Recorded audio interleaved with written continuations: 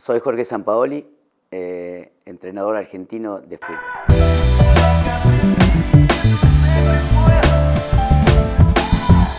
Yo veo muchos partidos, pero veo poco fútbol. Fútbol de que, por ejemplo, se combate mucho, se briga mucho, se pelea mucho, pero yo creo que los futbolistas hoy no se divierten jugando, al contrario, sufren. Entonces se hace un combate más que un partido de juego. Por ejemplo, ver la aparición en Brasil de Esteban o de jugadores que siguen apareciendo, jugadores creativos que tienen la libertad, hasta que llega una estructura de obligación. Esos jugadores tienen que hacer esto, tienen que hacer esto, tienen que hacer esto. Entonces, claro, el jugador pierde inventiva, tiene más obligaciones que su propia capacidad y eso merma. Por ejemplo, nosotros cuando vemos a Savinho en el City, que nosotros lo hicimos debutar en Belo Horizonte, nos sentimos orgullosos porque ese niño juega realmente disfrutando, juega libre. Hasta que llega a lo mejor a un lugar donde tenga obligaciones durante 90 minutos, seguir lateral o presionar todo el tiempo o entonces su cabeza está más relacionada a lo que le dice el entrenador que a su capacidad. En Brasil creo que a veces la excesiva automatización del no juego genera que los talentos estén un poco controlados. O sea, yo no dejo que la libertad para que imagínese Ronaldo, Romario, esos jugadores, nadie podía decirle qué hacer. Ellos hacían por sí solos. Entonces ahora nos fuimos al otro extremo. Yo creo que el extremo de decir, mira, acá todo el mundo corre, todo el mundo tiene una obligación, todo el mundo tiene que hacer determinada cosa, pero se le quitó libertad al futbolista para que logre expresar ese arte natural que siempre tuvo.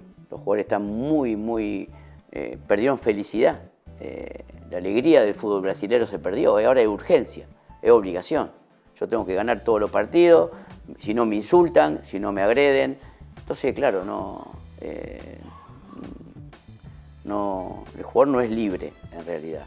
Entonces, claro, pierde autonomía, pierde creatividad, porque tiene, como yo le digo, la obligación de ganar todos los partidos, de correr más que de jugar.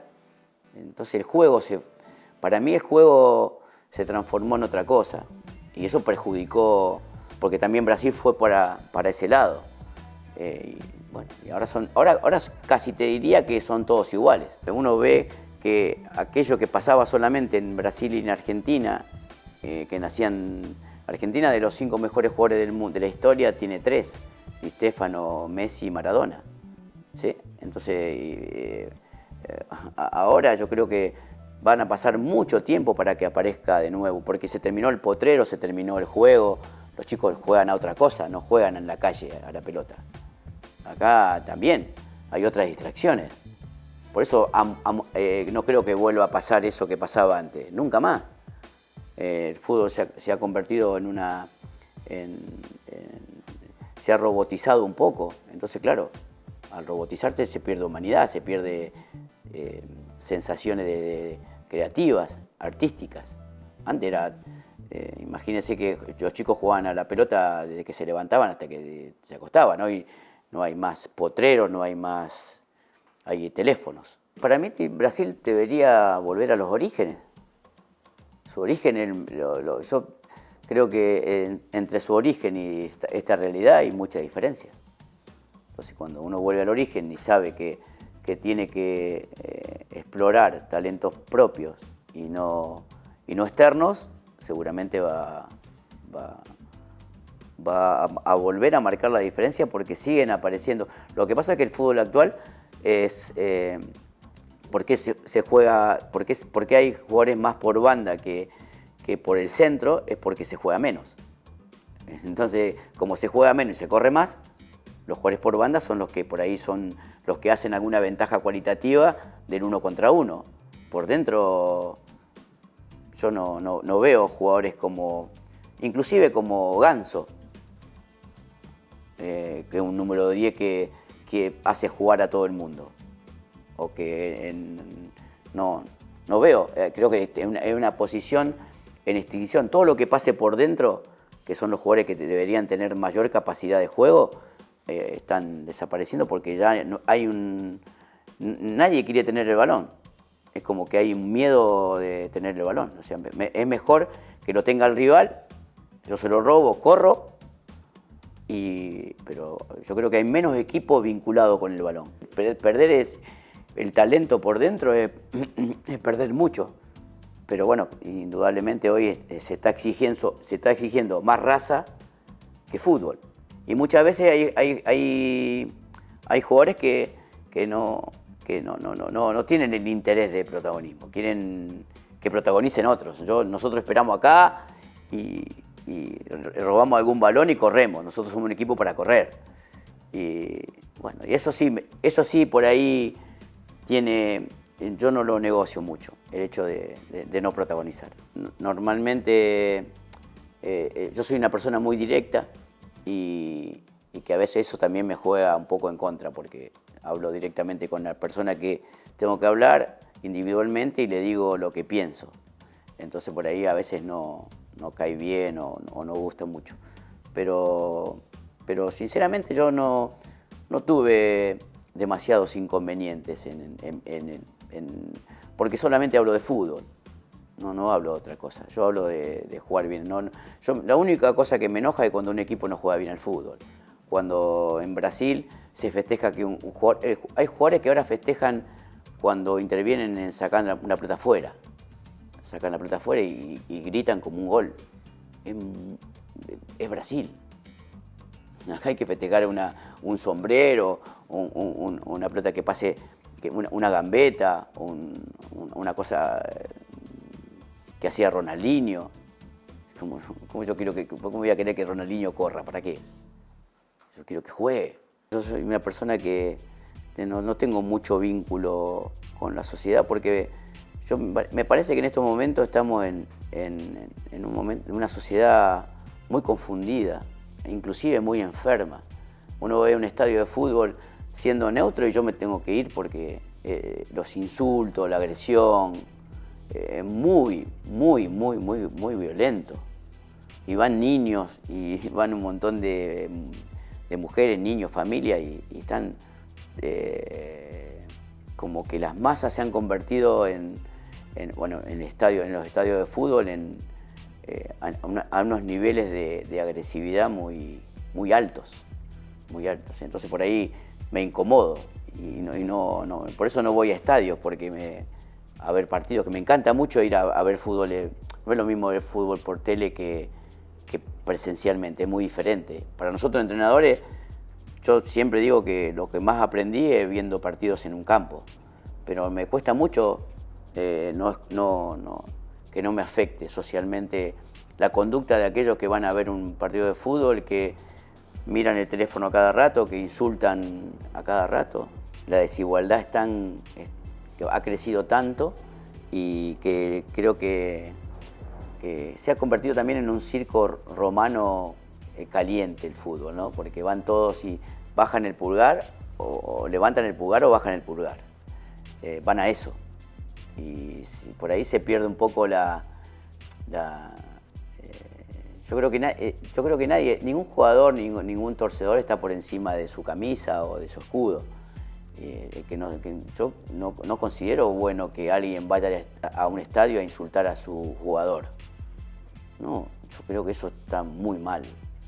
Yo creo que ahora inclusive se ha polarizado y se ha agudizado, pero los niveles de exigencia, por eso el jugador, cuando al jugador le conviene, el jugador va a saber que si no gana va a ser insultado o va a ser insultado el entrenador. Entonces el jugador quiere que insulten al entrenador y nos vamos separando todos así. Porque si a mí no me insultan, yo no digo nada. Es un mundo que te va separando. te vas separando. No, nosotros no unificamos criterios, decir, bueno, no, mira, esto vamos a ir por este camino, nosotros vamos a saber que vamos a tener dificultades, pero nosotros vamos a estar juntos. Y eso no pasa. O sea, el jugador se va por su lado, el entrenador queda totalmente expuesto muchas veces, y por eso digo que lo único que nos tiene que unir, si yo creo que inclusive en el fútbol hay mucha hipocresía, lo único que, yo digo siempre, lo único que los junta a los futbolistas es el gol. Ese abrazo del gol es, bueno, mira, hagamos goles, vamos a abrazarnos un poco más, vamos a querernos un poco más, hagamos muchos goles, porque la verdad que ese momento es donde todos logran abrazarse. Y hoy en la sociedad, que alguien se abrace es muy difícil, porque todo es muy, muy dinámico, todo muy rápido, y no se disfruta en realidad. Ya salió campeón hoy, mañana ya se olvidó, mañana perdiste un amistoso y tenés un problema.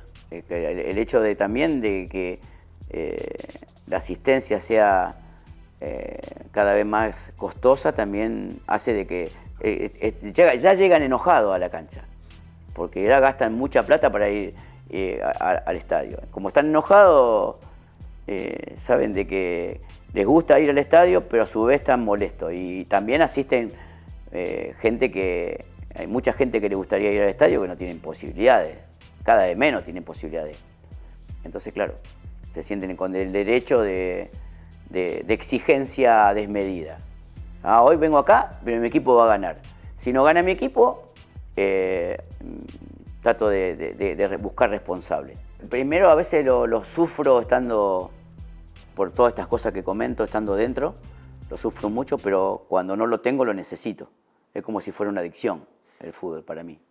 Yo no manejo redes sociales, sinceramente. No, eso para mí es donde se ve lo peor del ser humano ahí.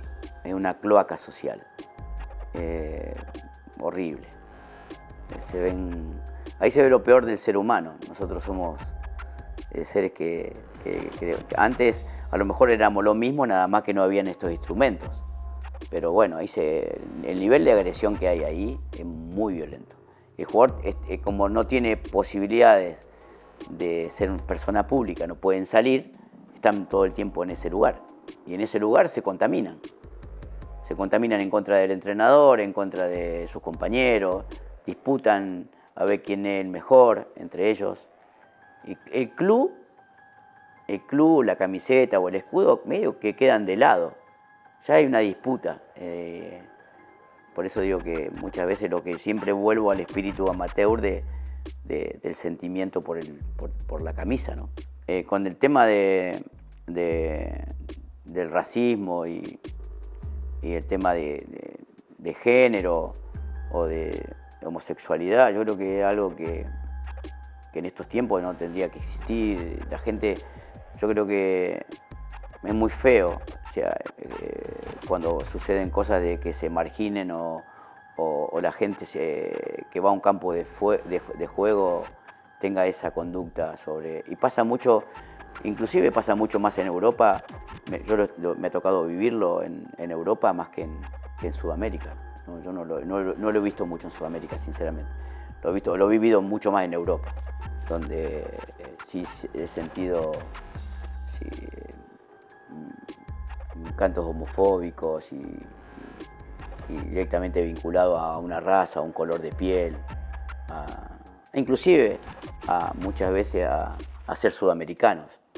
Cuando hablamos de una sociedad media estúpida, es porque realmente pasan este tipo de cosas. Eso es lo que estupidiza a la sociedad.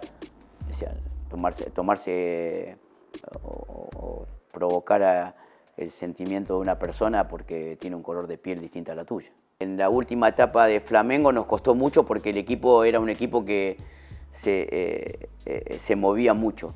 Y entonces, claro, cuando dos equipos se mueven a la vez, uno para recuperar y otro para jugar, hay mucha fricción. Ahí sí se fricciona. Yo quería llegar con tiempo a los jugadores más destacados, inclusive a Rascaeta o Gerson, para que ese tiempo se optimice, para que tengan para que tengan claridad de cómo atacar a la última línea defensiva.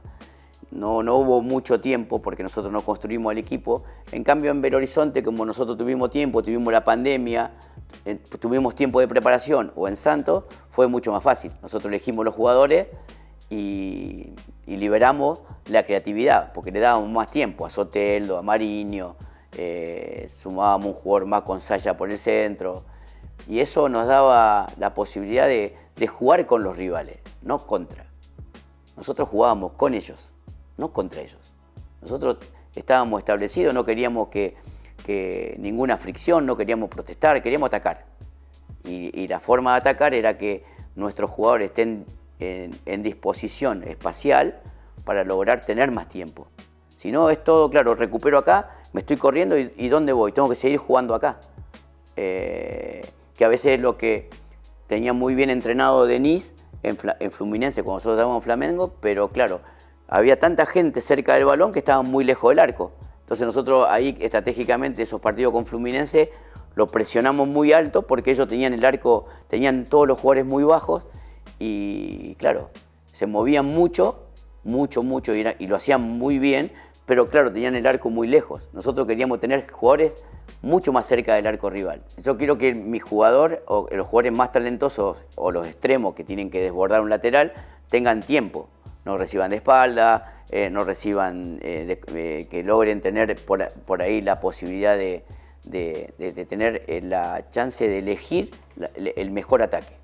Entonces, para eso necesitamos jugadores que interpreten los espacios. A nosotros nos costó mucho con Gerson en Marsella al principio, después fue determinante para nosotros. Nosotros creo que a Gerson le debemos inclusive nuestro éxito en Francia, porque fue un jugador que interpretó todos los tiempos de ataque y cuando tenía tiempo era contundente, porque llegaba justo, porque remataba justo, nunca estuvo incómodo.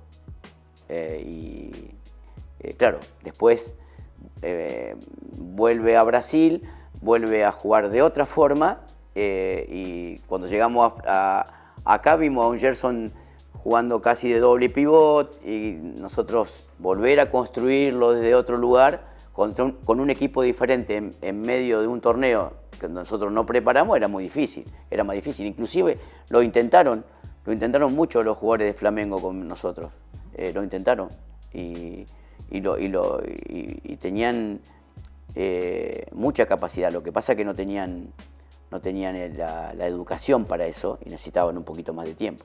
Porque nosotros llegamos a Flamengo con un Flamengo en crisis. Había sacado al entrenador, las cosas no estaban funcionando, venían de perder en Copa Libertadores, venían de perder en la final contra Fluminense, aquel partido, y había que hacer cirugía. Bueno, y hoy por hoy el hecho de que alguien te contrata te dice, mira que eso va a pasar, después no pasa, y uno...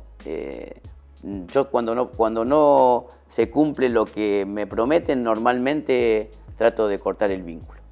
Y también creo que una cosa para mejorar, yo como entrenador, es lograr también entender este negocio, que no es más un juego, sino un negocio. Y que a veces uno incomoda al negocio. Pero si uno si quiere estar, tiene que ser una persona que logre estar adentro para lograr cambiar algunas cosas. O Gerson, sigo mucho la carrera de él para ver si me gusta, o de Pulgar, que por ejemplo ahora renovó en Flamengo, pero yo quería que juegue en Europa, porque para mí, le decía a Guardiola que para mí es como Rodri, un jugador que tiene posicionalmente muchas cosas interesantísimas. Pulgar. Nosotros generamos que la Vila era un lugar que nadie podía ganar. Solamente perdimos un partido con Gremio de Renato, un partido increíble, pero después no había manera de perder ahí. Inclusive sigue siendo históricamente un lugar muy difícil para cualquier equipo en Brasileirao o en Copa. Pero lo que pasa es que Flamengo agarró una regularidad de triunfo que se hizo inalcanzable para nosotros. Pero nosotros logramos, sin recursos, armar un equipo que comprenda lo que nosotros queríamos y que se adapte rápido. Y la verdad que se disfrutó mucho ese equipo, yo lo disfruté mucho. También disfruté mucho la ciudad, porque me acogió, esa ciudad me acogió muy bien y bueno, sentí mucho apoyo popular ahí. Y de no ser por la pandemia, creo que ese Atlético Mineiro podía haber ganado el torneo. Sí, yo creo que no. Los 9 puntos que perdimos en la pandemia con ningún jugador, ni nosotros tampoco, generaron que perdíamos el torneo. Pero si no, creo que estábamos muy cerca. Inclusive, después cuando se da lo de Marsella, que yo me voy, si yo continuaba en Mineiro, también creo que tenía mucho respaldo dirigencial ahí. Gente que conducía el club, que lo conduce actualmente, muy convencida. Entonces, para nosotros era muy fácil ahí. Es una persona que tuvo muchos entrenadores muy buenos, que tiene un recorrido internacional altísimo, muy responsable fue siempre Felipe. Y muy inquieto, de muchas curiosidades.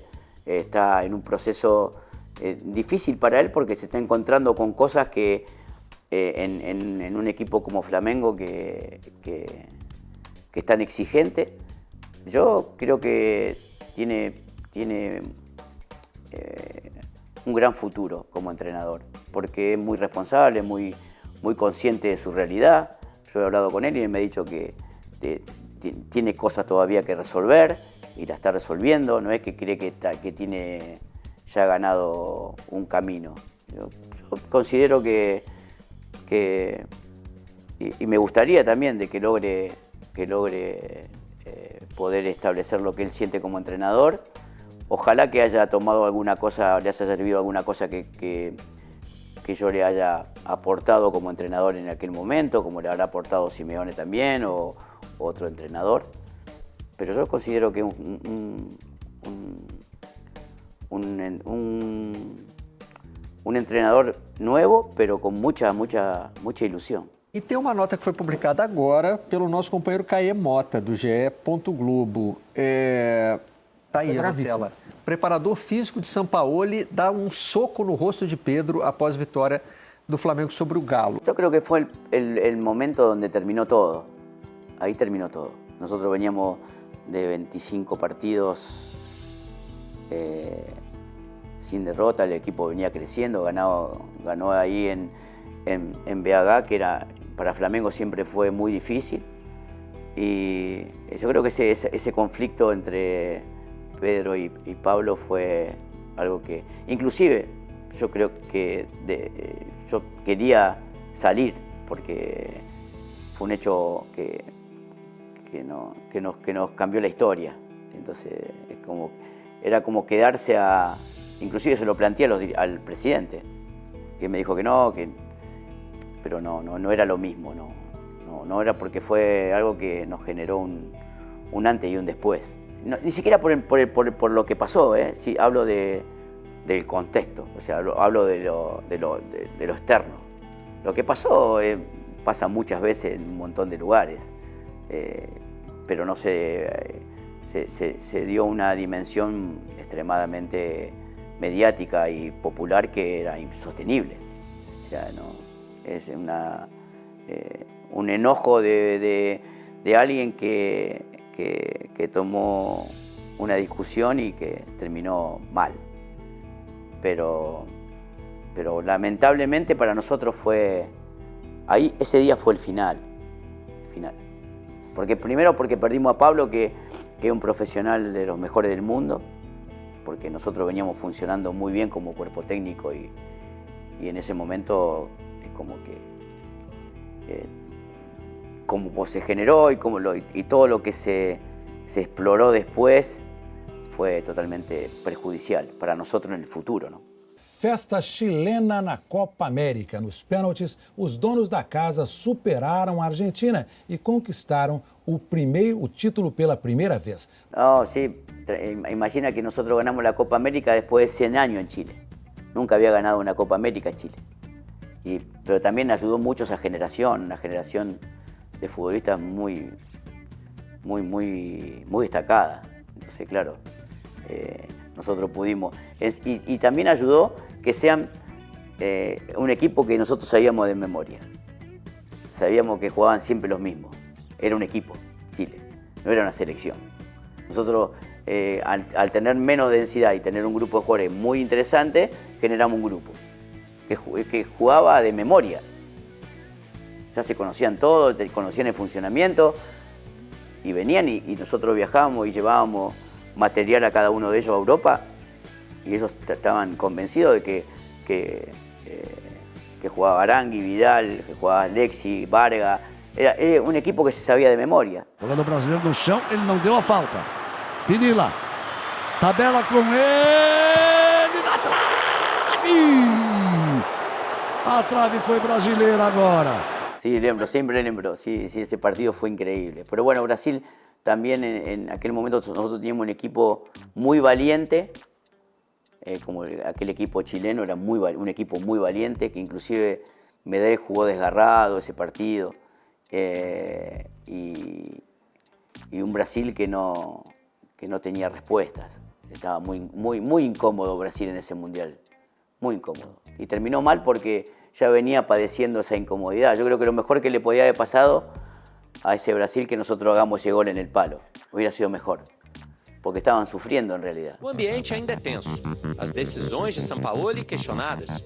Cobra-se que ele use mais os que atuam em grandes clubes do futebol europeu, como Higuaín e Dybala da Juventus. Após a última derrota, circularam rumores de que os mais experientes do grupo teriam pedido a saída do técnico. Sí, haría diferente. Sí. A veces, nosotros nos equivocamos más veces que lo que acertamos. Nosotros tenemos muchas equivocaciones porque también tenemos una forma de sentir. Y llegamos a lugares normalmente con ciertas crisis. Entonces, cuando uno tiene una crisis, tiene la oportunidad de revertirla, pero tener el diagnóstico y saber cómo hacerlo es el problema. Porque no solamente cambiar situaciones con esto de la sentencia que generan las masas es muy difícil. Entonces, claro, uno toma a veces decisiones acertadas y a veces no las toma. Y bueno, y termina siendo parte del problema o profundizando el problema. Yo creo que pasó eso. Normalmente, porque siempre hablo de lo mismo, ¿no? En ese momento, esa foto inclusive, ¿no? Yo estaba hablando con Mascherano algo de fútbol, no era algo que... sinceramente, ya, como te digo, yo creo que nosotros cuando entramos en una situación un poco, nosotros le dedicamos como cuerpo técnico mucho tiempo a hablar con futbolistas de todo el mundo, le dedicamos mucho tiempo a esa selección porque era nuestra selección, era la posibilidad de dirigir a mi país. Pero no, después seguramente erramos en el diagnóstico, erramos en la solución de lo que estaba aconteciendo y ya está. Yo no veo mucho más de decir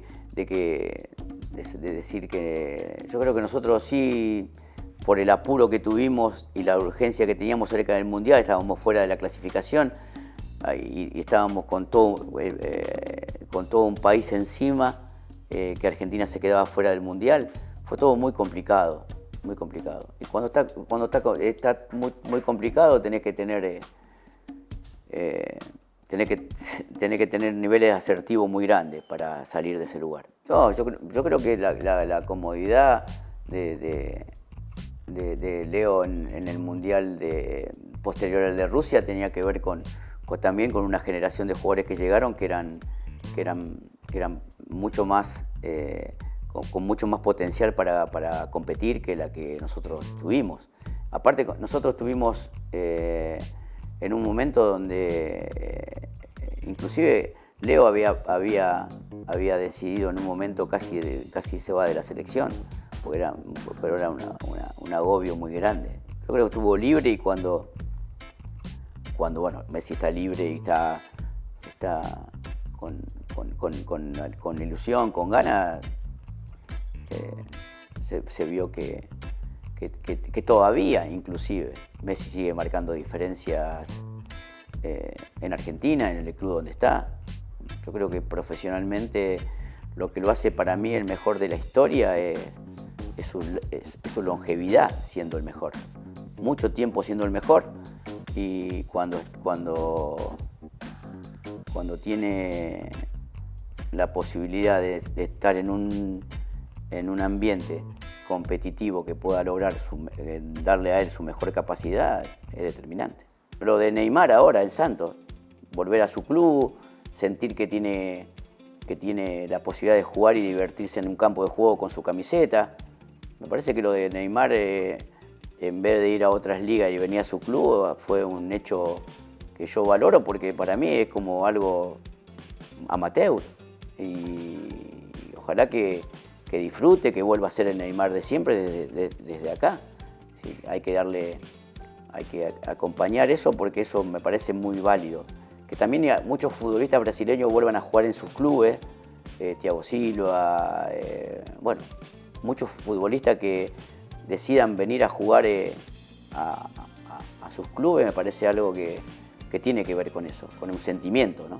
Neymar necesita volver a ser aquel jugador aquel niño que podía haber sido tranquilamente el mejor jugador del mundo, porque tiene todas las condiciones, y yo creo que él encontró en volver acá un lugar donde la gente lo quiere mucho, y él a lo mejor necesitó ese cariño popular para cambiar su historia. Hace mucho tiempo que no juega, tuvo lesiones muy feas. Yo creo que la elección, y siento de que me gustaría que Neymar vuelva a ser un jugador, porque hay muy pocos jugadores ya en el tiempo como Neymar. Hay que cuidarlo, porque en realidad yo creo que inclusive no veo, vamos perdiendo la posibilidad de seguir viendo a esos jugadores que eran tan diferentes en el mundo. Yo creo que antes Argentina o Brasil más todavía inclusive, salían jugadores que realmente eran increíbles. Ahora salen, el estereotipo del jugador actual es diferente. No salen esos jugadores que antes tenían la capacidad. Ahora salen otro tipo de futbolistas. La rebeldía tiene que ver con defender una idea, que siempre tenga que ver con equipos que tengan un protagonismo desmedido, que piensen mucho más en el arco rival que en el propio, que en aquella época era imposible que el AU de Chile o la selección chilena pudieran ganar en Brasil o pudieran ganar algún equipo brasileño. Y nosotros fuimos rompiendo paradigmas o mitos a través de inculcar a equipos de fútbol ese nivel de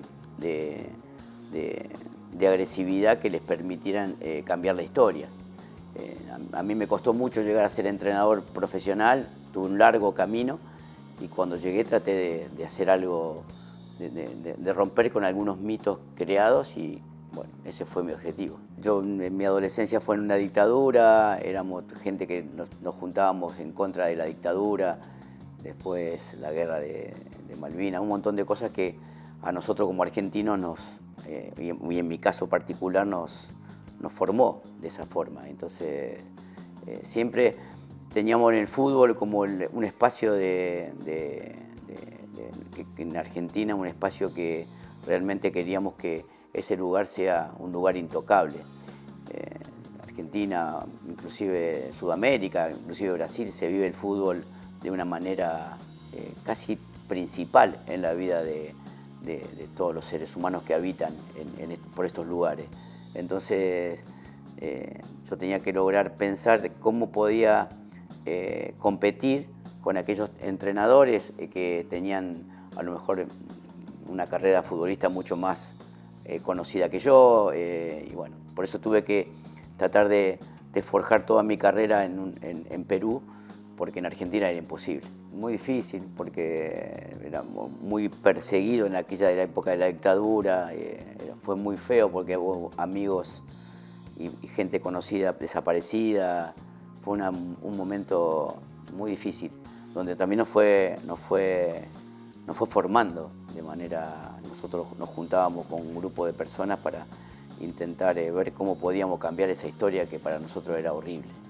Y bueno, eso también, por eso digo que a veces en aquel momento uno se va formando y después también traté de trasladar esa rebeldía en mis equipos. La derecha inclusive en la actualidad está creciendo en todo el mundo, o sea, hoy el mundo está casi conducido por la derecha, en mi país, por ejemplo.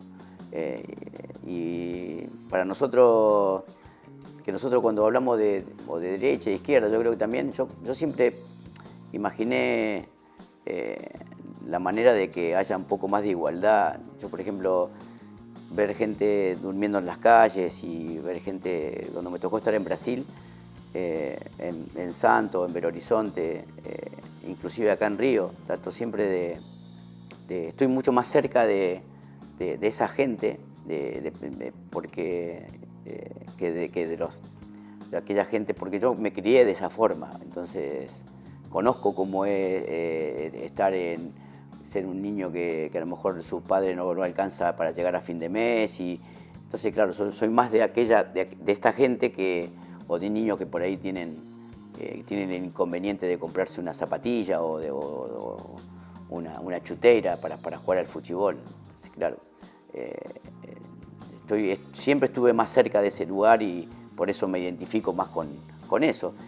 Pero es difícil también que esa gente con gobiernos que por ahí solo piensan en lo económico, solo piensan en la practicidad. Nosotros pensamos mucho más en la humanidad y en ese sentido creo que bueno, Brasil tiene un gobierno ahora que yo respeto mucho el presidente de este país y me gusta que sea presidente de este país. Hoy tenemos guerras, tenemos invasiones, estamos muy cerca de otra guerra mundial, entonces es muy preocupante para mi caso lo que pasa en Gaza, porque claro, nadie imagina que nosotros estamos acá, no imaginamos lo que está pasando allá, pero si nos pasaría acá sería muy doloroso. Y todos los días van apareciendo situaciones de enfrentamiento por el poder. La política, después está el negocio, que está por encima del entrenador o de un proyecto deportivo. El negocio está por encima. El fútbol tiene la urgencia de cambiar en cada llanela de mercado 12 o 10 jugadores. Entonces, claro, todo va mudando todo el tiempo y no se logra concientizar básicamente un proceso que genere que un equipo tenga una armonía, ¿no? Todo el tiempo no hay armonía, hay mucho tumulto, mucho ruido de los torcedores, de los medios de comunicación, de dueños que a lo mejor no conocen de fútbol, pero conocen de negocios. Para el entrenador no es raro ver que en el mundo, en Brasil más todavía, cambien de entrenador los procesos todo el tiempo. Normal, me parece, porque esto es normal. Como se está viviendo, siempre se necesitan cambios. Para el entrenador es difícil también, porque una profesión, la del entrenador, que está totalmente despreciada. No se respetan a los entrenadores. Se le dice qué tiene que hacer. Y bueno, yo conozco un montón de entrenadores que trabajan muchísimas horas por día, muchísimo tiempo. Y claro, le dedican mucho tiempo y después imagínese que alguien que no conoce de fútbol le diga qué tiene que hacer. Para nosotros como entrenadores tenemos que saber de que tenemos que modificar el respeto que tiene que tener un profesional como que es un entrenador de fútbol, que se dedicó, que se preparó, que estudia mucho. Claro, después hay un montón de situaciones que deberían cambiar para que el entrenador tenga por ahí ese respeto y que después el dirigente vea al final del proceso qué cosas modificar o qué cosas cambiar, pero no cortar procesos todo el tiempo. Lo psicológico y lo externo a veces tiene mucha más importancia para el jugador que lo futbolístico dentro del campo. Por eso nuestra lucha como entrenador es que el jugador tenga regularidad en la conducta de imposición. Digo, mira, nosotros jugamos de esta forma siempre, siempre. ¿Sí? Nosotros no podemos jugar bien, podemos jugar mal. Lo que pasa es que cuando vos no ganás o perdés un partido, todo se derrumba automáticamente. Entonces, claro, el jugador empieza a descreer, porque descree el hincha, el torcedor descree el dirigente. Y ya empieza a haber enemigos dentro, no solamente fuera. No son los enemigos que tiene a veces una idea o un entrenador hoy son más peligrosos los que tiene uno dentro que los rivales propios. Porque ante la peor adversidad se descree. Pero inclusive pasa en los gobiernos. Pasa algo que deteriora en el gobierno de Lula, viene de Bolsonaro. Y después viene Lula. Y entonces, claro, no hay una identidad clara. Porque internamente solo sirve ganar. O sea, vos podés jugar un gran partido y perdiste y no, algo va a pasar.